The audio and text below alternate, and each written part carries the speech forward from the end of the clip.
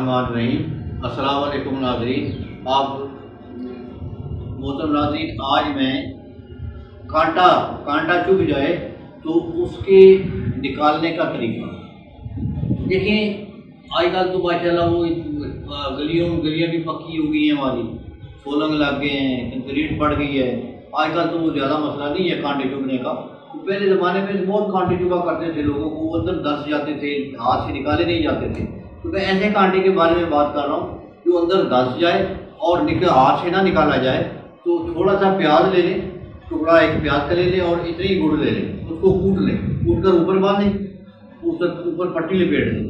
तो रात को लपेटे तो वो कांटा बाहर आ जाएगा। ये एक बेहतरीन टोटका है कांटा निकालने का। तो अगर ऐसा मसला हो किसी दोस्त के साथ तो ये लाजमन टोटका इस्तेमाल कीजिएगा, इंशाल्लाह आपको बड़ा फायदा होगा। अस्सलाम वालेकुम।